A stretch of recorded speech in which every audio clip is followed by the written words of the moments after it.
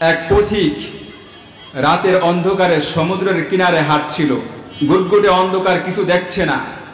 অনুমান করে আকাশের দিকে তাকিয়ে তাকিয়ে যতটুকু বোঝা যাচ্ছে সমুদ্রের কিনার ধরে সে হাঁটছিল। কিছু দূর যাওয়ার পর হঠাৎ তার পায়ের সাথে একটি পাথরের বস্তার সাথে ধাক্কা লাগে। তো সে গুটগুটে অন্ধকার, কিছু দেখতে পায় না, কি করবে ভাবছে যে রাতের বাকি সময়টুকু এখানে বসে অতিবাহিত করি। ওখানে বসে বসে বস্তার মধ্য থেকে একটা পাথর হাতে নেয় আর সমুদ্রে নিক্ষেপ করে, আর একটা পাথর হাতে নেয়, সমুদ্রে নিক্ষেপ করে।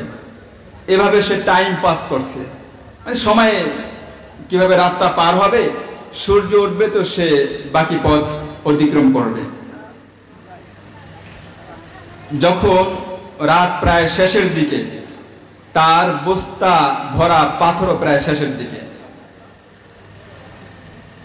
সকাল হয়ে যাচ্ছে, সূর্য উঠতেছে, এমন মুহূর্তে তার বস্তার মধ্যে আর মাত্র একটা পাথর আছে। এই পাথরটা সে হাতে নিয়ে সমুদ্রে যখন নিক্ষেপ করছে, এটাই শেষ পাথর। সূর্যের কিরণ আলো তখন ওই পাথরের উপরে পড়ে, পাথরটা একটা ঝলক মেরে উঠল। সে ভালো মতো লক্ষ্য করে দেখলো যে এটা আসলে কোনো পাথর না। আমি সারা রাত বস্তা ভর্তি যেই জিনিসগুলোকে পাথর ভেবে নিক্ষেপ করছি সমুদ্রের মধ্যে, আসলে এগুলো একটা পাথর ছিল না, এটা হচ্ছে একটা হীরার টুকরা, মুক্তার পাথর।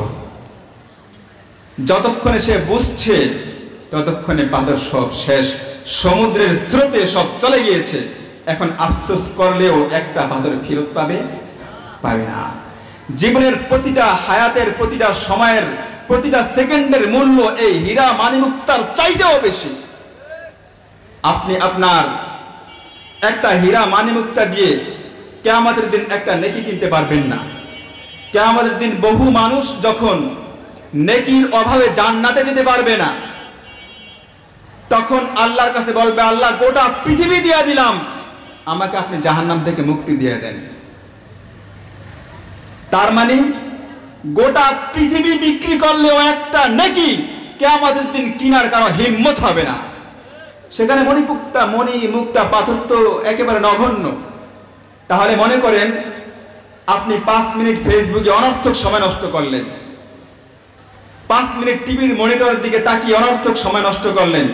এই 5 মিনিটে আপনি কতবার সুবহানাল্লাহ পড়তে পারবেন বলেন? কতবার আলহামদুলিল্লাহ পড়তে পারবেন? কতবার লা ইলাহা ইল্লাল্লাহ পড়তে পারবেন? 5 মিনিটে আমি চাইলে নেকির পাহাড় বানিয়ে ফেলতে পারি।